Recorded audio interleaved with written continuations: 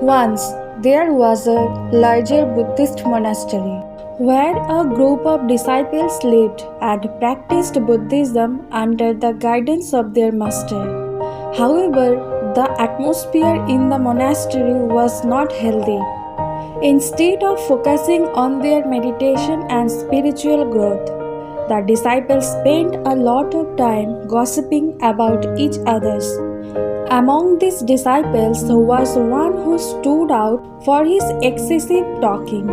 He would gossip about others and share stories he heard while collecting wood from the nearby houses.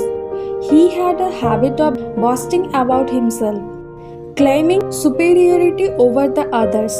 He would often remind them that he came from a wealthy family and could have lived a comfortable life, but he chose to seek truth instead.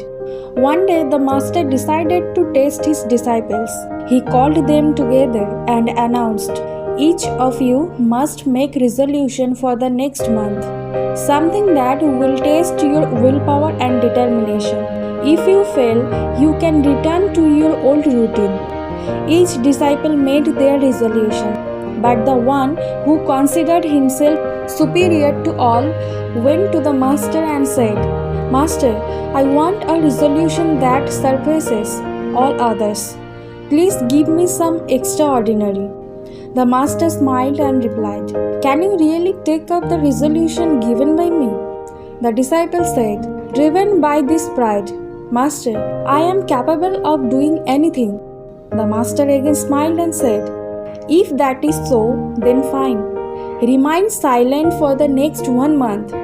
The disciple said with arrogance, "Master, this is too easy challenge. Give me some tough challenge." But the master insisted and said, "First prove yourself with this challenge." The disciple obeyed the master and became silent. He found it much easier to remain silent. The following day, the disciple adhered to the resolution and remained silent. Initially, it did not seem too difficult, but as day passed, the burden of silence grew heavier.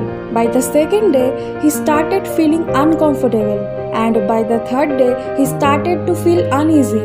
On the fourth day, his urge to speak intensified, especially as he observed other than disciples chatting freely, being naturally talkative.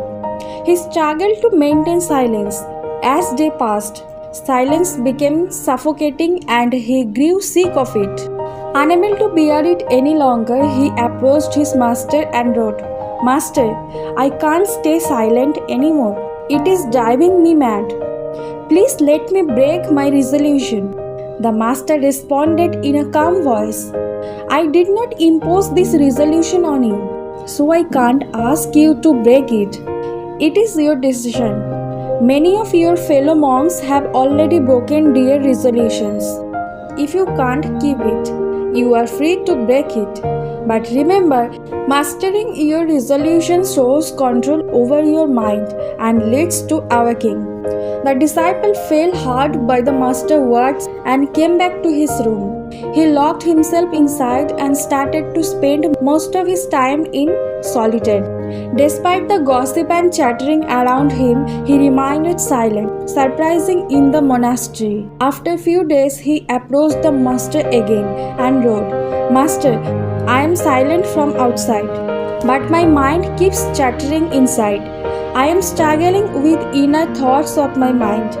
The master advised him that as long as he stays in the monastery, the voices of his fellow monks would continue to disturb him. Therefore, he should leave to some solitude place. Encouraged by this advice, the disciple fled the monastery and went to the nearby forest.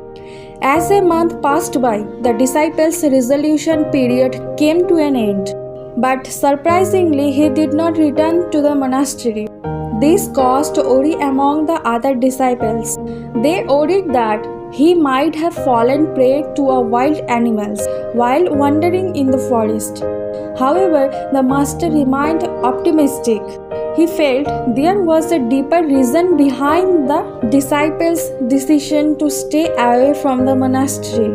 2 months passed, but the disciples did not return. The whole monastery lost hope, believing that he had been eaten by wild animals. Even after 3 months, there was no news of him. Slowly and slowly, they began to forget about him. Then one day, suddenly the disciple returned to the monastery. He caused a lot of surprise and joy to everyone in the monastery. However, he seemed different now. There was a remarkable calmness and peace about him that had been never there before. Excitedly, the other monks surrounded him and started questioning him. They noticed that he no longer seemed impatient or talkative as before. His words flowed smoothly and sweetly. After chatting with the fellow monks, the disciple approached the master, bowed down to him and asked, "Master, am I still silent? Is my resolution still on?" The master looked at him carefully and replied, "Yes, you are still silent. Your resolution is still on." The other disciples were taken aback and asked, "Master, he is talking to you. How can you say that his resolution of silence is still on?" The master calmly explained, "Yes, he is speaking, but from inside his mind is completely silent. That's why I say his resolution is still on." Then the master turned to the disciple and inquired about his journey of the past 3 months. The disciple began to share, "Master, when I left the monastery, I appeared silent, but my mind was constantly thinking. I hoped that the deep forest would help to quiet my mind, but my attempts only made it more restless. Eventually, I stopped trying to forcefully control my thoughts and started observing my mind without judgment. Slowly and slowly, my mind began to calm down, and the restlessness started to fade away. I started to realize that past mistakes like gossiping about others, considering myself superior to others, and talking unnecessary. As I was observing my mind was becoming free of impurities. As I delved deep into my mind and carefully watched every thought that arose, I noticed something significant happening. The constant chatter in my mind started to quiet down, bringing a sense of calmness and peace.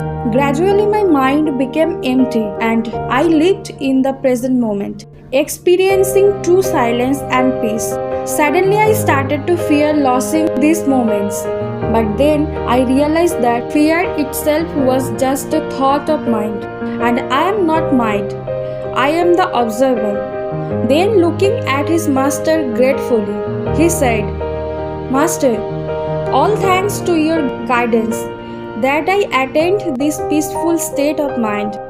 The master blessed him and then addressed all the other disciples and said, "You see, I always told you that forcefully quieting the mind is not the answer, but the becoming a witness to your thoughts. We can naturally quiet the mind over time and stop its chattering." One of the innate characteristics of the mind is the habit of repeating same thoughts over and over again, as in a loop, like a video or audio that has got stuck. Once there are positive thoughts, it is fine. However, too often, these are negative thoughts that do intensify stress, worry, anger, or more so frustration. These are thoughts that are not needed. The human mind does have much capacity to concentrate. Also, it is observed the more intelligent the mind is, the more it remains distracted and inattentive. This indicates that the mind needs training throughout the day to comply with utmost discipline. There is nothing wrong with thinking, so we have to direct the thinking in the right direction. It is all about controlling the mind and then progressing towards governing the thoughts.